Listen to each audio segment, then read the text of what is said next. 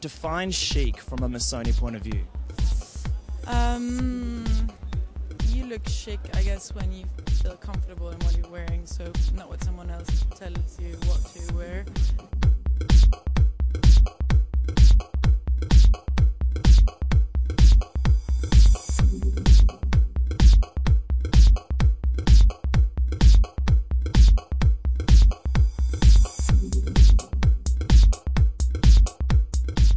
Well, it's Dion's debut show, first thing in the morning, 9 a.m, underground in a car park, got us all out of kilter, out of bed, into a sort of uncomfortable position, which was a really good setting to have Kino lights up against the wall, this very strong silhouettes coming through. Shoulder pads are in, but instead of doing shoulder pads, there was a meshed shape circling the shoulder. You know, he used fabrics to make us think, to make us look. He used beautiful reflective prints going on those beautiful cream and silvery, sheer, shiny fabrics. It was beautiful, and this is his third collection.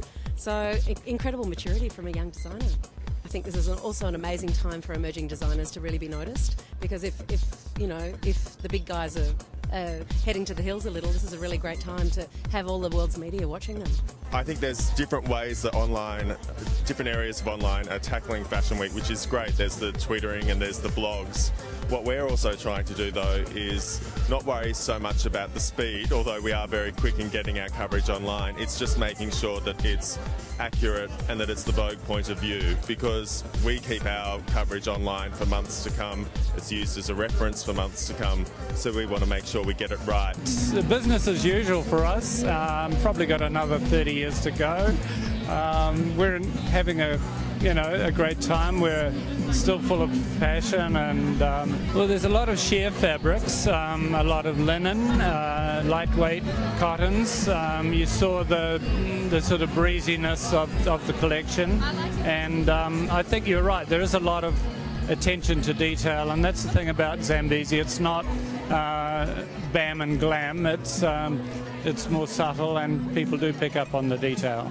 There's obviously a lot of fantastic designs, but there's also some very individual design, which of course is a bit of body art. What do you think? Do you think it's growing in popularity, or is it really always just going to be an individual choice? I think, I'd like to hope that it's always going to be an individual choice, because if it starts to become a fad, then I'll have to get mine removed, because that will be the new cool thing to do, having scars from removal. I think that still tattoos are so individual to each person, and I think that I know a lot of my friends love the art, they love to look at it, they have pictures on their walls of people with tattoos, but they're still not necessarily going to go and get them, and that's what I appreciate about it, because it is something that it needs to do something a little bit crazy about you to want to go and get something on your body for the rest of your life. Diet Coke wanted to do something within fashion where we're actually creating fashion. So in turn, we used the Diet Coke bottle silhouette that you see here as the inspiration or the muse for our designers. Each designer then designs 3 little black dresses. We worked in a very similar way to how we design each collection, didn't we, SJ? And our roles are quite complementary. They don't overlap too much. Sarah Jane is great with fabric and colour. I wanted to give my black dresses a real edge, so they pretty much look like they would be a normal part of my range, and I think they can be interpreted as almost little black dresses are can be a wardrobe staple, but I really wanted to bring them to the front of the wardrobe and make them a feature, so I just wanted to give them a real twist and a bit of an edge. I think I've subconsciously always designed for the Diet Coca-Cola bottle, because I think that people have always admired the soft curves of it, the fact that it actually does look like a woman's silhouette. I guess it made sense for Missoni because both Coca-Cola and Missoni are 2 very old companies with a long tradition and a very clear, iconic image. They're very recognizable. We sort of love films and love to reference them.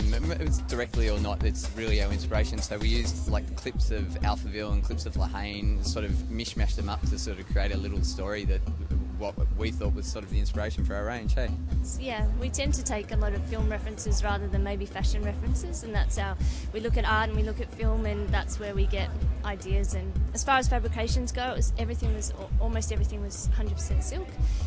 The jerseys and the prints and the wovens as well. So yeah, it was pretty silk based, but yeah, there was definitely a lot of long lines, which was amazing, especially on 6'2" models.